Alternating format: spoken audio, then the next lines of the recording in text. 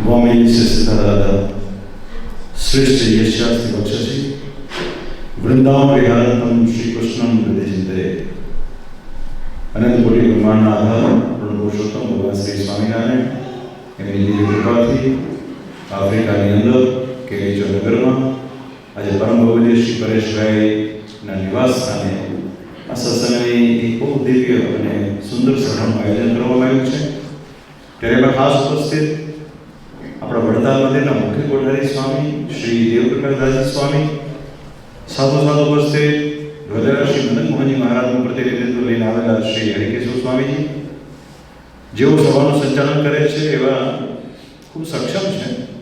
અને વડોદરાની બાજુમાં આવેલું કરાલી ધામ કે જ્યાં પ્રસાદીના શ્રી લાલજી મહારાજ છે એનું પ્રતિનિધિત્વ પોતે કરી રહ્યા છે.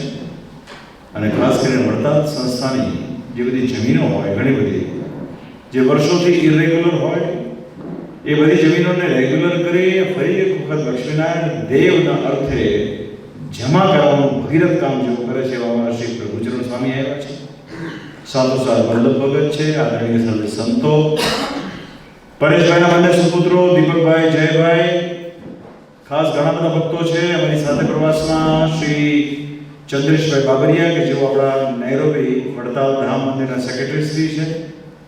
ખાસ ઉપસ્થિત ઇન્ડિયાથી સરદારથી અમારા બહુ સ્નેહી છે એવા પરમ ભગવદીય શ્રી નીતિનભાઈ ઢાકેચા આવ્યા છે. બાકી બધા આપસો ભક્તજનો છે. હમણાં જ ખીસીથી પરેશની પણ એન્ટ્રી થઈ છે. તો સર્વપ્રથમ ઉપસ્થિત આપ સર્વે ભક્તજનોને અમારા ભાવથી જય સ્વામિનારાયણ. મજામાં છો બધા? ભાઈ સહેજે સહેજે જે કામ થાય ને એમાં ભગવાનની અતિશય કૃપા હોય છે. સંતોએ કહ્યું તે પ્રમાણે અમને એવું હૃદયથી થયું કે ભાઈ કેરીચોક ખાતે થોડોક સમય માટે જઈએ, એની કરતા જો રાત્રે રોકાણ કરીએ તો આપસો ભક્તોની સાથે મળી શકાય. આપસો ભક્તોને મળીને બહુ આનંદ થયો છે. પરંપરાગત બહેનોએ અમારું સામયું કર્યું છે. આ સત્સંગની રીત બહુ અલૌકિક છે. શ્રીજી મહારાજ કહે કે જેને આ સત્સંગની રીતમાં પ્રેમ થાય છે એવા ભક્તના ભાગ્યનું કોઈ પાર નથી. તેવા આપ સર્વે ભાવિક ભક્તો છો. સંખ્યા મેટર નથી કરતી, મેટર કરે છે તમારો ભાવ. અને આ સંપ્રદાયની અંદર સર્વોપરીમાં સર્વોપરી કોઈ બાબત હોય ને તો એ પ્રેમી ભક્તોનો ભાવ છે. મહારાજને પૂછવામાં આવ્યું, તમે છેક અક્ષરધામથી વારે વારે પૃથ્વી પર મનુષ્ય જન્મ ધારણ કરી અને આપણો દાખલો કરો છો, તો તમે તો પુરુષોત્તમ નારાયણ છો, તો તમે ત્યાં બેઠા બેઠા ભક્તોનું કલ્યાણ ના કરી શકો? ત્યારે શ્રીજી મહારાજ કે જો ભગવાન પૃથ્વીના વિશે આવીને જ ભક્તોનું કલ્યાણ કરે તો ભગવાનને વિશે પણ અસમર્થપણું આવે. ભગવાન તો કરતું અકર્તું અન્યથા કરતું છે, તો જ્ઞાતિ બેઠા બેઠા કલ્યાણ કરે. પણ ભગવાન આવે છે પૃથ્વી પર કેવળ એના પ્રેમી ભક્તોનો ભાવ પૂરો કરવા માટે. તો ભાવ બહુ મહત્વનો છે, પણ ભાવ પણ શુદ્ધ જોવે, મિલાવટ વગરનો જોવે. ભગવાનના રાજીપાના અર્થે કરેલું સત્સંગનું જે કામ હોય ને એમાં ભગવાનની પ્રસન્નતા હોય છે. બાકી એ જગતનો ઢાળ એવો હોય કે પોતાના લોકરંજન માટે, સમાજમાં કંઈક પોતાનું શ્રેષ્ઠપણું બતાવવા માટે, કંઈક અમે વધારે જાણીએ છીએ એવું બતાવવા માટે કરતા હોય છે. પણ આજે મને ખુશી છે કે પરેશભાઈ એનો પરિવાર મૂળ પહેલેથી વડતાલ લક્ષ્મીનારાયણ દેવ ગાદી મૂળ સંપ્રદાયની સાથે નિષ્ઠાપૂર્વક જોડાયેલો. વડતાલની બાજુમાં મેળાવ ગામ છે, ત્યાં ભક્તો મોટા મોટા સંતો કાંજી ભગતજી આદિની નીચે ઘડાયેલા છે, સંપ્રદાયની રીતને સમજનારા છે. અમે જેટલી વાર આફ્રિકા આવ્યા છીએ એટલી વાર અચૂક અમને તેડાવે. 2019માં શ્રી વચનામૃત વિશેષાર્થી મહોત્સવ ઉપક્રમે પણ એક સરસ મજાની સભા આ જ હોલમાં કરી હતી. વર્ષ 2006માં અમે આવ્યા ત્યારે પણ પરેશભાઈનો ભાવ અમે બહુ નિહાળેલો છે, કાયમ અમને મળતા હોય છે. મેં ગઈકાલે વાત કરી એમની સાથે ત્યારે એમનો આગ્રહ તો એવો જ હતો મને કે રાત્રે રોકાણ થાય તો બહુ સારું. મારાની જે મરજી હશે થશે, તો શ્રીજી મહારાજની મરજી, તમારા સૌનો પ્રેમ ભાવ આજે અમે તમારી સામે ખાસ કરીને મેં આ વખતે આફ્રિકાનો જે પ્રવાસ છે એ આપણા વડતાલ લક્ષ્મીનારાયણ દેવ ગાદી માટે ખૂબ એક સુવર્ણ કાળ છે. આથી લગભગ 3 વર્ષ પૂર્વે નૈરોબી ખાતે આપણું વડતાલ ધામ મંદિર નિર્માણ થયું, જેમાં આપણા પરેશભાઈ, કીસીના પરેશભાઈ, ચંદ્રેશભાઈ હોય, મોટા મોટા ભક્તોનું ખૂબ એમાં યોગદાન. અને જે સ્વપ્નવત વસ્તુ હતી એ વસ્તુ સાકાર થઈ. વડતાલ ધામ હરિકૃષ્ણ મહારાજ લક્ષ્મીનારાયણ દેવની પધરામણી થઈ, ત્યાર પછી ભગવાનની એવી કૃપા થઈ કે આ વર્ષે ઝીંઝા ખાતે હમણાં જ અમે રવિવારે ખાતમુહૂર્ત કર્યું અને આવતીકાલે 15 ઓગસ્ટ છે, એની પછી કૃષ્ણ જન્માષ્ટમીનો દિવસ છે 16 ઓગસ્ટનો, ત્યારે સાંજે એન્ડોરેટ ખાતે પણ સરસ મજાના મંદિરનું ખાતમુહૂર્ત થશે. આ ભગવાનની બહુ મોટી કૃપા છે. અને આ બધું થઈ રહ્યું છે દ્વિશતાબ્દી મહોત્સવની જે હારમાળા છે એની અંતર્ગત. ગયા વર્ષે વડતાલ લક્ષ્મીનારાયણ દેવનો દ્વિશતાબ્દી મહોત્સવ ભવ્યતાપૂર્વક ઉજવવાનો અને આ વર્ષે ભગવાન સ્વામિનારાયણ સર્વજીવના હિત માટે જે શ્રી શિક્ષાપત્રીનું લેખન કાર્ય કર્યું અને આચાર્ય પદનું જે સ્થાપન કર્યું છે એના 200 વર્ષનો ઉત્સવ છે. આપ સૌ જાણો છો, પ્રથમથી જ વડતાલની ગાદી મોટી ગાદી કહેવાય. વડતાલનો વિસ્તાર પણ મોટો કહેવાય. આ બાજુ દ્વારિકા અને આ બાજુ કલકત્તા એવી એક કાલ્પનિક રેખા ખેંચી નીચેનો જેટલો પણ ભાગ છે વડતાલનો છે. એટલે વડતાલ લક્ષ્મીનારાયણની દક્ષિણ દેશની ગાદી છે. વર્તમાન સમયમાં આ ગાદીની અંતર્ગત અનેક સંતો છે, 1200 કરતાં પણ વધારે સંતો છે. એમાંથી મોટાભાગના ધ્યાની, જ્ઞાની, તપસ્વી, કર્મઠ, કાર્યક્ષમ સંતોની બહુ મોટી ટીમ છે આપણી પાસે. તો આ બધા સંતોની શક્તિનો જો સદુપયોગ કરીએ તો શું ન થાય એનું દર્શન ગયા વખતે વડતાલ લક્ષ્મીનારાયણ દેવના દ્વિશતાબ્દી મહોત્સવમાં આપ સૌએ જોયું છે. આપણા કોઠારી સ્વામી અહીંયા બેઠા છે, બહુ સક્ષમ છે, સાધુતાના ગુણયુક્ત છે. આપણા મોટા મોટા જેટલા પણ સંતો છે, બધા સંતોના હૃદયમાં એવું છે કે આવો સરસ સમય આપણને મળ્યો હોય તો જો સાથે મળીને એક શક્તિનો સદુપયોગ કરીએ તો સમગ્ર વિશ્વમાં વડતાલનો જય જયકાર થાય. હવે જય જયકાર થાય એ પાછળ પરમાત્માનો રાજીપો છે. કેમ કે શ્રીજી મહારાજ એવું કહેતા ગયા છે કે અમારા દાખલા સમૂહ જોજો. મહારાજ અને પરમહંસોએ જે તે સમયમાં બહુ ટાચા સાધનો અને એક માન અપમાન સહન કરીને સત્સંગનો પાયો નાખ્યો છે. તો એ બસ વાલા ભક્તજનો આપણે એને દ્રઢ કરાવવાનો છે. તો એના માટેના બધા પ્રસંગો છે. હવે શિક્ષાપત્રી મહારાજે વડતાલમાં રહીને લખી છે, એ છે આપણી આજ્ઞા. મહારાજે પોતાના પ્રેમી સંતો અને ભક્તોની ભાવનાને ધ્યાનમાં રાખીને આખા વિશ્વમાં એકમાત્ર પોતાનું સ્વરૂપ શ્રી હરિકૃષ્ણ મહારાજનું ક્યાંય પણ પધરાયું નથી વડતાલમાં, કહેતા ઉપાસના. અને સાથોસાથ વર્ષો વર્ષ પરંપરા સચવાઈ રહે. શ્રીજી મહારાજને સંત બહુ પ્રિય. મહારાજ પોતે બ્રાહ્મણ કુળમાં જન્મ્યા છે. ઉત્તર કૌશલ દેશની અંદર સરયુ પારી બ્રાહ્મણ કુળમાં જન્મ્યા છે. શામ એનો વેદ છે ને ગૌતમી એની શાખા છે ને ઈટાર પાંડે છે. એ છપિયાની બાજુમાં ઈટાર ગામ છે. એના જે પાંડે હોય ઈટાર પાંડે કહેવાય. પાંડેમાં પણ ઘણી બધી વેરાયટી હોય. તો એ ઈટાર પાંડેમાં પોતે જન્મ્યા છે. શા માટે બ્રાહ્મણ કુળમાં જન્મ્યા? કારણ કે એમણે કલ્યાણ કરવા માટે સંપ્રદાયની સ્થાપના કરવાની હતી. હવે સંપ્રદાય વૈદિક એ જ ગણાય કે જેમાં વેદોએ મંત્રનું પ્રાવધાન કરેલું હોય. જે સંપ્રદાય, પહેલા તો સંપ્રદાય સમજવો પડે. સંપ્રદાય એટલે ગુરુ પરંપરા. કે આપણા જે ગુરુ છે, આપણા ગુરુ કોણ છે? તો સહજાનંદ સ્વામી છે.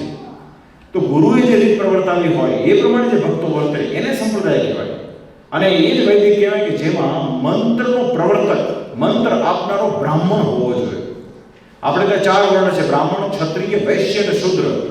એમાં કેવળ બ્રાહ્મણને જ બાકીના 3 વર્ણને મંત્ર આપવાનો અધિકાર છે. અને જેમાં મંત્રનું પ્રાવધાન હોય છે એ પણ વૈદિક પરંપરા પ્રમાણે, એને જ સંપ્રદાય કહેવામાં આવે છે. એટલા માટે શ્રી હરિ આ વખતે બ્રાહ્મણ કુળમાં જન્મ્યા છે અને પોતાના જ કુળમાં આચાર્ય પદનું સ્થાપન કર્યું છે. એટલા માટે કે પોતે કુળના હોય એટલે એનો મહિમા અપરંપાર હોય. મહારાજે વસ્ત્ર પરિધાન અંગીકાર કર્યા હોય એનો મહિમા હોય. તો જે કુળમાં જન્મ્યા હોય એનો કેટલો મહિમા હોય. બીજું કે આચાર્ય ગ્રહસ્થ છે. એ ગ્રહસ્થ આચાર્ય હોવાના કારણે એના જે ધર્મપત્ની હોય એ બહેનો વિભાગના ભક્તોને મંત્ર આપી શકે. આપણે જોઈએ છીએ 200 વર્ષ સંપ્રદાયને થયા. 200 વર્ષમાં સંપ્રદાયની દેશી કાઢીને ઘણા બધી શાખાઓ ઉત્પન્ન થઈ કે જે સૌ પોતાની રીતે સ્વામિનારાયણ સંપ્રદાયને ગણાવે છે. પણ એમને ત્યાં જે એના પ્રવર્તક છે મોટા ભાગના ત્યાગી છે. ત્યાગી તો છે પણ સાથોસાથ એ વૈશ્ય વર્ણના છે. તો એનાથી બ્રાહ્મણને કે ક્ષત્રિયને દીક્ષા આપી શકાય નહીં પ્રથમ તો. બીજું કે ત્યાગી હોવાના કારણે બહેનોને મંત્ર આપી ન શકે. તો એમને કોઈ પ્રશ્ન ઉપસ્થિત કરે કે તમારે ત્યાં બહેનોને મંત્ર કોણ આપે, ત્યારે એ પછી આપણે જુદી વાર્તા રજૂ કરવી પડે. તો એમાં પ્રશ્નો ઉપસ્થિત થાય. જ્યારે અનંત કોટી બ્રહ્માંડના ધણીએ જે વાસ્તુ ઊભી કરી હોય ને એમાં કોઈ વાતની કચાશ હોય નહીં. અને પરમાત્માએ કરેલા ચરિત્રમાં કોઈ શંકા ઉત્પન્ન કરે ને તો એની પર ઈશ્વરનો રાજીપો થાય પણ નહીં. જેમ કે પહેલો શ્લોક હું બોલ્યો શિક્ષાપત્રીનો, વામયસ્ય સ્થિતા રાધા. હવે એમાં રાધા શબ્દનો ઉલ્લેખ છે. પહેલો શ્લોક છે. અને શિક્ષાપત્રીની જે અર્થ દીપિકા ટીકા, જે મહાન પ્રકાંડ પંડિત ત્રિકાળ દર્શી એવા મહર્ષિ શ્રી સતાનંદ સ્વામી એની ટીકા લખેલી છે કે જેમણે શ્રીમદ સત્સંગી જીવન ગ્રંથ પણ લખેલો છે. હવે સતાનંદ સ્વામીએ જે શિક્ષાપત્રીની અર્થદીપિકા ટીકા લખી એમાં રાધા શબ્દનું વિવેચન કર્યું છે 3 પેજ ભરીને. રાધા એટલે ભક્તોના કાર્યને સફળ કરી દે એને કહેવાય રાધા, અથવા તો રાધા દ્વારા ભક્તો પોતાના કામની સફળતા મેળવે એને કહેવાય રાધા. રાધા એટલે વૃષભાનુ ગોપની પુત્રી રાધા. બ્રહ્મ વૈવર્ત પુરાણના શ્રી કૃષ્ણ જન્મખંડમાં રાધાનું વિવેચન કરવામાં આવ્યું છે. આ બધું સતાનંદ સ્વામીએ લખેલું છે કે રાધાની અંદર 4 અક્ષર છે, ર, આ, ધ અને આ. એમાં પહેલો ર જે છે એના અનેક જન્મના પાપનો નાશ કરે છે. ખાલી રાધા શબ્દ બોલીએ આપણે, કોઈ રાધા બોલે, કોઈ સાંભળે, કોઈ સંભાળે કે કોઈ બોલવાનો ટ્રાય કરે. રાધા શબ્દ બોલે એટલે પહેલો ર છે એના અનેક જન્મના પાપ કર્મનો નાશ કરે છે. બીજો આ છે ને એના ગર્ભવાસના થયેલા પાપ કર્મનો નાશ કરે છે. ર, આ, ધ. હવે ત્રીજો ધ બોલાય છે ને તો તમારા આયુષ્યને થતા નુકસાનને અટકાવે છે. અને છેલ્લો આ જે છે એ સંસારના બંધનને કાપે છે અને પરમાત્માના ચરણને વિશે પ્રીતિ સહિત ભક્તિ આપે છે. આવો રાધા શબ્દનું વર્ણન હજી આગળ બહુ ડિટેલમાં છે. તો શ્રીજી મહારાજે રાજા રૂપે થયેલા અવતારો, ત્યાગી રૂપે થયેલા અવતારોમાં, રાજા રૂપે થયેલા અવતારમાં શ્રીજી મહારાજ એવું કે અમને કૃષ્ણ જેવો અવતાર જે થયો છે એવો કોઈ અવતાર થયો નથી, સર્વોત્કૃષ્ટપણે વર્તે છે અને એમાં અવતારનો ભેદ જણાતો નથી. માટે શ્રીજી મહારાજે જે 6 મંદિરો કર્યા એ 6 મંદિરમાં રાધા કૃષ્ણ પધરાવ્યા. પ્રથમ અમદાવાદની અંદર નરનારાયણ દેવ પધરાવ્યા, એની સાથોસાથ રાધા કૃષ્ણમાં પધરાવ્યા. ભુજમાં શ્રી નરનારાયણ દેવ પધરાવ્યા, સાથોસાથ રાધા કૃષ્ણ પધરાવ્યા. વડતાલમાં હરિકૃષ્ણ મહારાજની બાજુમાં રાધા કૃષ્ણ પધરાવ્યા. ધોલેરાની અંદર શ્રી મદન મોહનજી કહેતા રાધા કૃષ્ણ પધરાવ્યા. ત્યાર પછી જુનાગઢ અને રાધા રમણ દેવ પધરાવ્યા. અને ત્યાર પછી મહારાજ જ્યાં રહ્યા છે ગરપુરમાં એ ગોપીનાથજી મહારાજ કહેતા રાધા કૃષ્ણ પધરાવ્યા છે. તો આનું સાર આ છે, આનું રહસ્ય આ છે. વાતને સમજવાનો પ્રયાસ કરવો જોઈએ. આ મોટા મોટા ઉત્સવ સમયે એટલા માટે કરાવીએ છીએ જેથી કરીને મોટી સભા જે થાય એ સભામાં આચાર્ય મહારાજ બેઠા હોય, મોટા મોટા વિદ્વાન સંતો બેઠા હોય અને સારા જ્ઞાની ભક્તો બેઠા હોય. એવી સભામાં જે વાત થાય ને એ જ સત્યાત્મક હોય, એ જ પ્રમાણિત વાત હોય. બાકી બધી કલ્પિત હોય, એનું જ પ્રમાણ હોય. એટલે શ્રીજી મહારાજે કહ્યું કે અમે 2 મોટા સમય દર વર્ષે વડતાલમાં એટલા માટે કરાવીએ છીએ કે જેમાં દૂર દેશાંતરોથી ભક્તો આવે, સંતો આવે, મહારાજ પોતે બિરાજમાન હોય. અને એમાં શ્રીજી મહારાજ કહે કે અમને કોઈ સત્સંગમાં કંઈક નવી રીત ચલાવતું હોય તો અમારા દેખ્યામાં આવે, જાણમાં આવે, એટલા માટે અમે સમય કરાવીએ છીએ. તો સમયો, એની રીત, એની સિસ્ટમ, બધી વસ્તુ ટુ ધ પોઈન્ટ અને પ્રિસાઇઝ છે. શિક્ષાપત્રીમાં ઈચ એન્ડ એવરીથિંગ ડિટેલમાં છે. આપણે વાંચવું જોઈએ. ખાલી શિક્ષાપત્રી 212 શ્લોકની છે, વાંચવામાં જાઓ ને તો 15-20 મિનિટમાં પૂરી થઈ જાય. એટલો સમય ન હોય તો રોજનો નિયમ બનાવીએ કે ભાઈ રોજ 25 શ્લોક વાંચીશ. શિક્ષાપત્રી ગુજરાતી ભાષામાં છે, હિન્દીમાં છે, મરાઠીમાં છે, તેલુગુમાં છે, કન્નડમાં છે, મેક્સિકન લેંગ્વેજમાં છે, કઈ લેંગ્વેજમાં નથી, ફ્રેન્ચમાં છે. માંગો એ કોપી મળે તમને. પણ શિક્ષાપત્રી એટલા માટે એનું વાંચન કરવું જોઈએ. સ્વામિનારાયણની જેણે ગળામાં કંઠી પહેરી હોય, જેણે મંત્ર લીધો હોય, જે પૂજા કરતો હોય, જે પોતાને સ્વામિનારાયણનો ગણાવતો હોય, કેમ કે શિક્ષાપત્રી છે ભગવાનનું વાંગમય સ્વરૂપ છે, એને અવશ્યપણે શિક્ષાપત્રીનું પઠન વાંચન કરવું જોઈએ. ત્યારે સાચા અર્થમાં એને સત્સંગીનું બિરુદ મળે. બધી વસ્તુ સિસ્ટમમાં છે ભાઈ, આમાં કાંઈ લુલ્લમ ન હાલે. શિક્ષાપત્રીમાં લખ્યું કે અમારા ધર્મવંશી આચાર્ય પાસેથી અમારા ભક્તજનોએ શ્રી કૃષ્ણની દીક્ષાનો મંત્ર લેવો. હવે તમે કંઠી પહેરી લો, તિલક ચાંદલો કરો, પૂજા કરવા માંડો, માળા કરો, વર્ષોથી કરો, પોતાની જાતને શ્રેષ્ઠ ભક્ત માનતા હો, મોટો પ્રશ્ન ન્યાય ઉભો રહે, શું તમે દીક્ષાનો મંત્ર લીધો છે? દીક્ષાનો મંત્ર નથી લીધો એટલે તમે અડધા સત્સંગી છો. Clear cut. હું સ્ત્રી કે શું પુરુષ? તો આ બધી વસ્તુનો ખ્યાલ છે ખરો? આ હોવો જોઈએ. આ એક જ વસ્તુ એવી છે દીક્ષાનો મંત્ર કે જેનાથી આપણે ને આપણામાંથી જે નીકળી ગયેલા છે, જે ઘરની દેશી હાંકે છે, એમાં આ ફરક છે. તો સંપ્રદાય કલ્યાણનો છે, આ વસ્તુ સમજી રાખવી. આપણા જે કંઈ ઉત્સવ કરીએ, જે સમયાઓ કરીએ, જે પ્રસંગો કરીએ ને એ ભગવાન સ્વામિનારાયણના સંબંધે પામેલા હોય છે.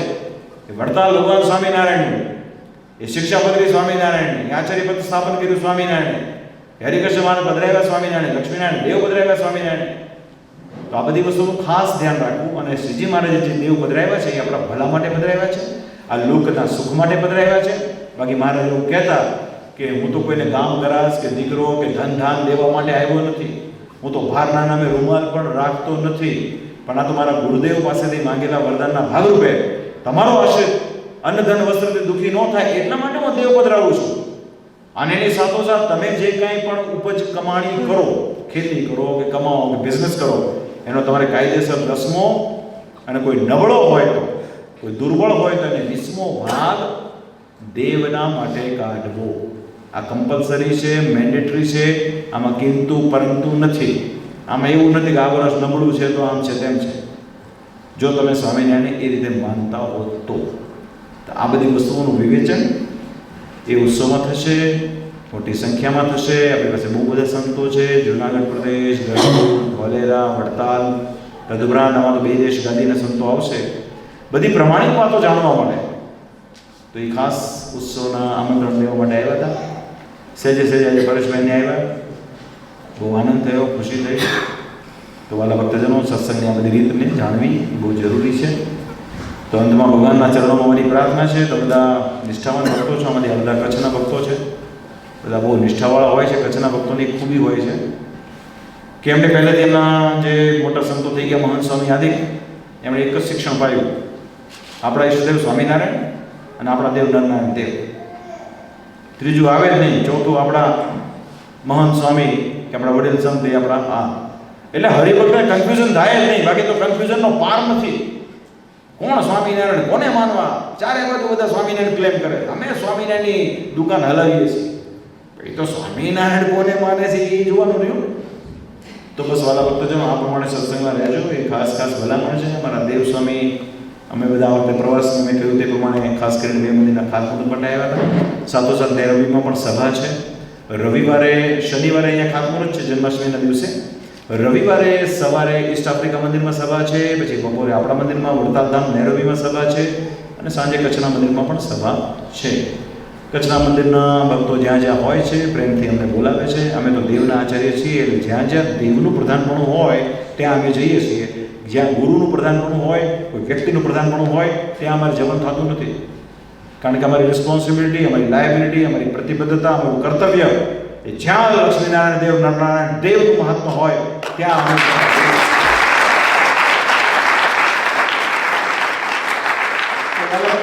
બહુ નિષ્ઠાપૂર્વક અને ઈમાનદારીથી સત્સંગ કરજો. અને આજે શ્રાવણ વદી છઠનો દિવસ છે. આજના દિવસના 3 વચનામૃતો છે. એક સાળંગપુરનું છે 2 નંબરનું, એક ગરડા મધ્યનું 12, એક ગરડા મધ્યનું 25. એમાં એક વચનામૃત બહુ સરસ છે. એમાં એક નાનો પેરેગ્રાફ છે કે ભગવાને કલ્યાણકારી સાધનોમાં અને પ્રસન્નતામાં શ્રેષ્ઠ વસ્તુ કઈ ગણાવી છે.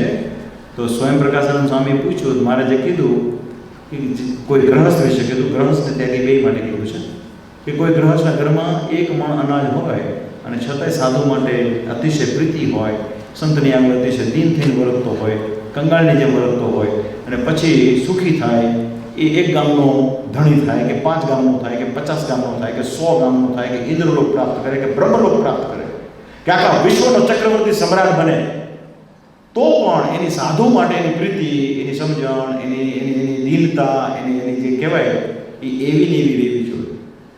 એવી રીતે ત્યાગી માટે કીધું કે પહેલાં કોઈ નાનો સાધુ હોય, મોટા સંતની ટેલ ચાકરી કરતો હોય, અને પછી કાળાંતરે સક્ષમ થાય અને એનામાં ભગવાન જેવું ઐશ્વર્ય આવી જાય, તો પણ પ્રથમ કહ્યું તે પ્રમાણે નાનામાં નાના સાધુની પણ જે આમન્ય રાખે, ટેલ ચાકરી કરે, એની ઉપર અમારે વગર કરીએ હેત થાય છે. ને એ કલ્યાણનો અસાધારણ સાધન છે, જે કઠણમાં કઠણ છે.